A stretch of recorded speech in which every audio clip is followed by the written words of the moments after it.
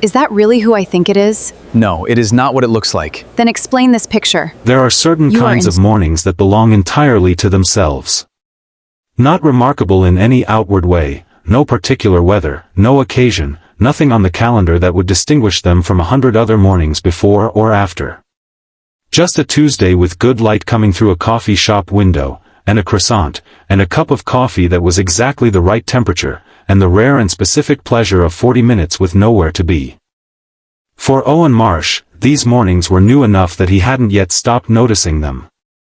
For most of his adult life, 40 unscheduled minutes had been an impossibility, the kind of gap in the day that filled itself immediately with the next thing, and the thing after that, the relentless forward motion of a life organized entirely around production and necessity. But his son was at school, and the morning drop-off had gone smoothly, and Owen had driven past the coffee shop on the way home and turned around on an impulse, the way a man turns around when he's only recently learned that impulses toward small pleasures are worth following. He was 43 years old, sitting at a small table near the window of a place called Copper and Grain, in a canvas work jacket that he'd had for 6 years and that fit the way things fit when they've been worn enough to know the shape of you. He had a coffee and a croissant and a copy of a paperback he'd been trying to finish for 3 months and had brought along today with the optimism of someone who intends to read 2 chapters before the world intervenes. He had not opened it yet. He was looking out the window at the street, which was doing what streets do on an ordinary Tuesday morning, going about its business without any awareness of being watched, which is the best kind of street to watch. He was, in this moment, entirely content. It was an uncomplicated feeling, contentment, when it arrived. Owen had learned this lately. It didn't require anything except noticing it. He noticed it. And then someone was standing at his table. He became aware of her the way you become aware of someone who is waiting, a shift in the air nearby, the slight adjustment of the room's attention. He looked up. She was perhaps 38, in a white dress that was simple without being casual, dark hair, a bag over one shoulder, a phone in her other hand. She was standing with the particular posture of someone who is about to ask something and is not entirely certain of the reception, upright, composed, but with a quality of genuine uncertainty underneath the composure that made it real rather than performed. The coffee shop was full, he registered. Properly full. The Tuesday morning crowd, the remote workers and the freelancers and the people between places, every table occupied except the chair across from his. "Can I sit with you?" she asked. "Everywhere else is taken and I have a call in a few minutes that I need to sit down for. I won't be any trouble." Owen looked at the empty chair. Looked at her. She met his eyes with the directness of someone who asks for things straightforwardly because they have found it to be the most efficient approach. "Of course," he said. "Please." She sat, set her bag on the floor, and was immediately on her phone, not rudely, just purposefully, in the way of someone whose minutes are accounted for. Owen returned to the window. The arrangement was exactly as she'd promised. 2 people sharing a table and entirely separate, which was, Owen thought, a perfectly civilized way to exist in a public space. He was not thinking about her. He was thinking about the street. And then her call began, and she was talking, and he was not listening but he was hearing, the way you hear things when you're in a quiet room and someone nearby is speaking, ambient, unavoidable, the words arriving without being invited. He heard 2 things, in the first 90 seconds of her call, that rearranged the morning. The first was a name. His son's name. Which was unusual enough that it caught his attention the way your own name always catches your attention, even when it's not meant for you, a kind of involuntary alertness. The second was a context. A specific context. The children's cardiac wing at St. Augustine's Hospital, and a funding situation, and a name that went with the wing, the Marsh Cardiac Center for Children, which was the name that Owen had spent 3 years and a significant portion of everything he had to put on that wall, quietly, without any press or ceremony, because the naming had not been about recognition. It had been about his son. Owen set down his coffee cup, very carefully, and looked at the woman across the table from him, who was frowning slightly at something the person on the phone was saying, her pen moving across a small notebook with the quick, specific strokes of someone used to capturing information while it was still arriving. He said nothing. He went back to the window.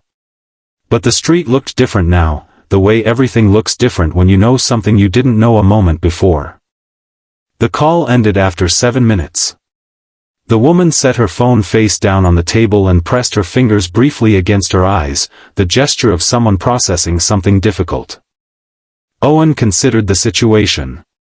He was a man who believed, generally, in minding his own business, in letting people have their privacy in the spaces where privacy was reasonably expected, including shared tables in coffee shops.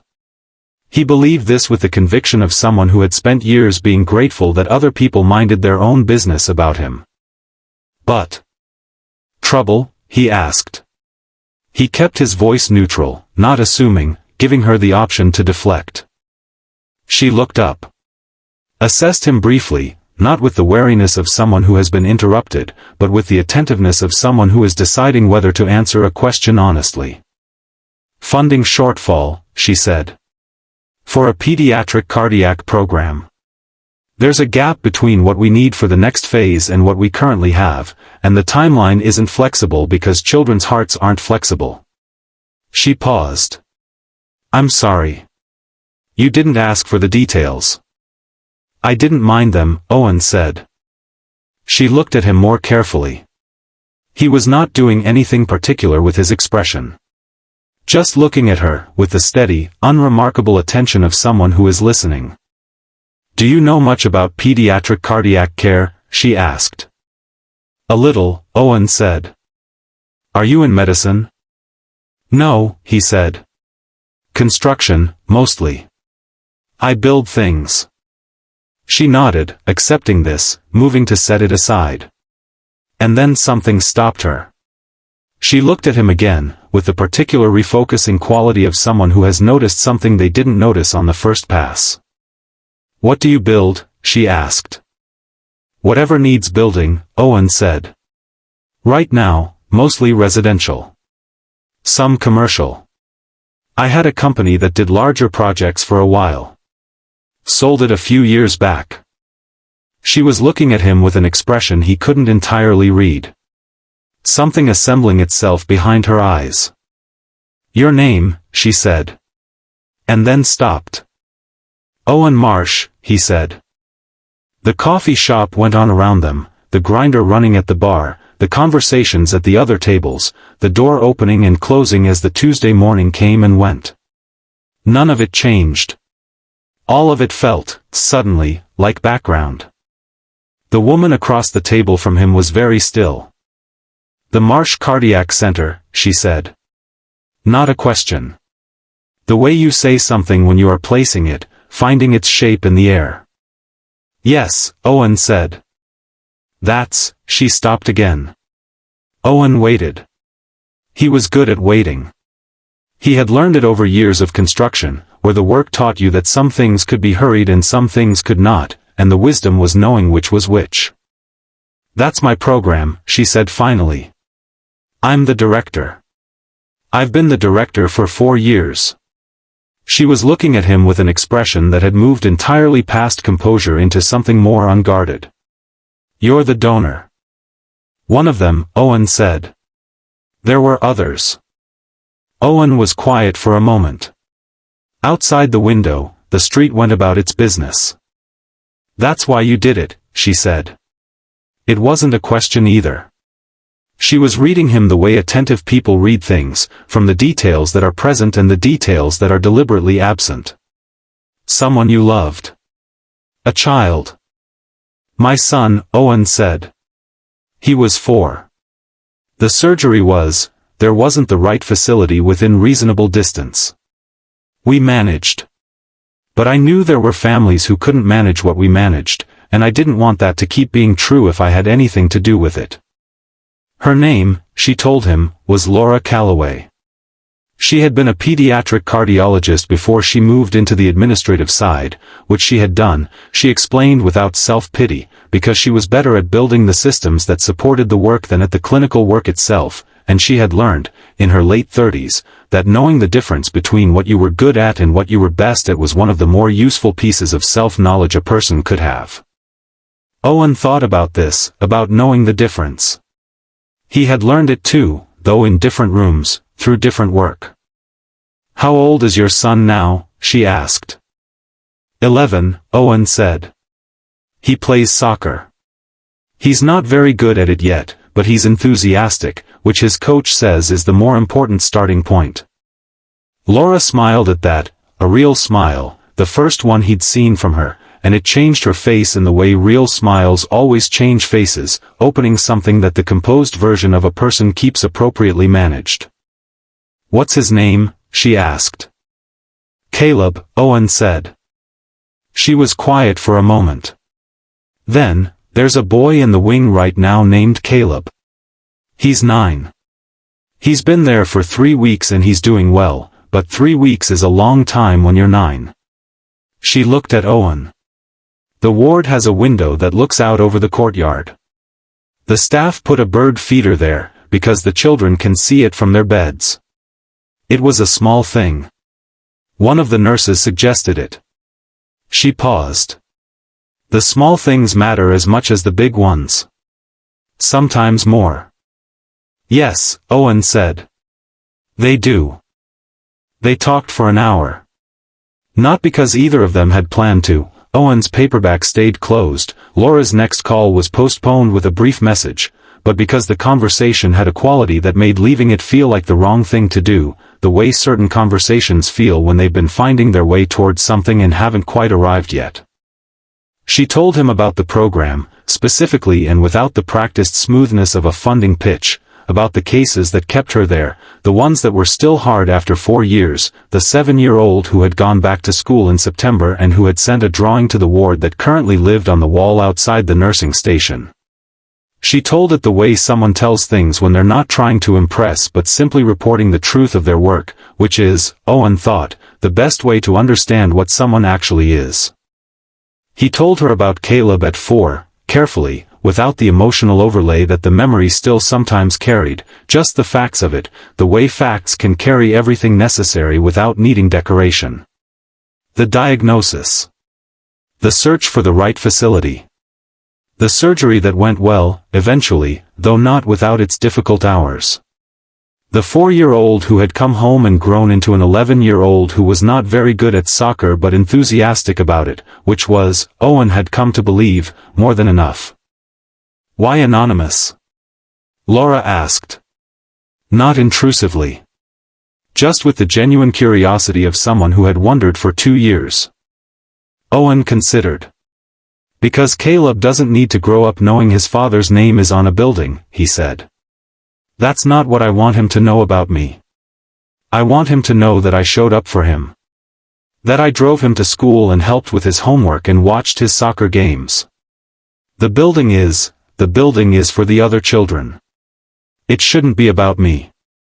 Laura looked at him across the small table, with the afternoon light now doing what afternoon light does when it's decided to be useful, coming through the window at a low, warm angle that made the coffee shop look like a painting of itself, the kind of painting that captures the feeling of a place rather than its exact dimensions.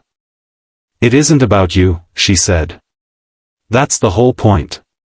That's what I've been trying to tell someone for 2 years and couldn't, because I didn't know who to tell it to."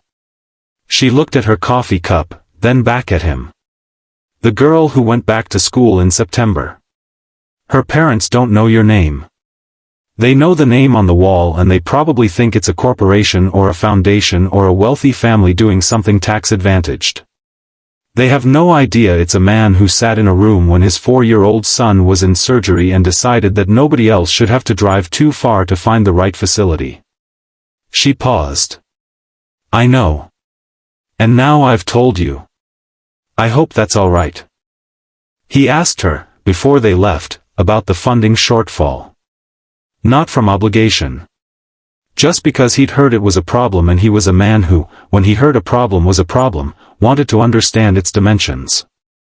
She told him. Specifically, in the way she told everything, the gap, the timeline, the consequence of not closing it by the end of the quarter. Owen nodded slowly, the way he nodded when he was calculating something, not doing math exactly, more like measuring, the way a builder measures before committing. "I'll call the foundation," he said. "This week." Laura looked at him. Something in her face did the thing it had done earlier, that assembling quality, finding the shape of something. "You don't have to," she said. "I know," Owen said. A pause. "The anonymous structure," she said carefully. "Can stay," Owen said. "The work doesn't need my name on it twice." Laura Calloway looked at this man in his 6-year-old canvas jacket who had sat down this morning to read a paperback and drink coffee and had instead spent an hour talking about the things that actually mattered to him, and she felt something she would describe later, to a colleague she trusted, simply as recognition. The particular feeling of seeing someone clearly, without any of the usual interference.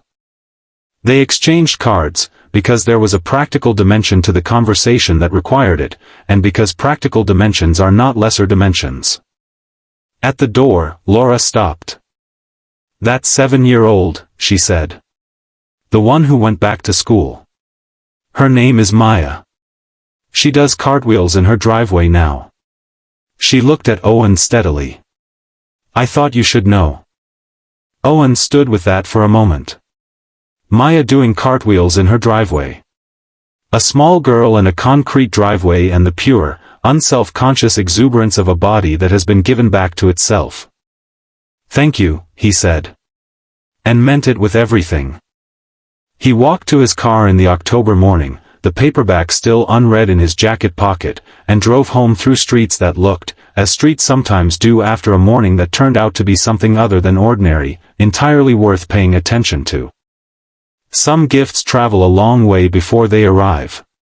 Some kindnesses loop back around in unexpected rooms, on unscheduled Tuesday mornings, wearing ordinary clothes, sitting at the only empty chair in a full coffee shop. And sometimes the thing you did quietly, without a name attached, comes back to find you anyway, not to credit you, not to celebrate you, but simply to tell you that it worked. That a girl named Maya does cartwheels now. That it was enough. That it was more than enough.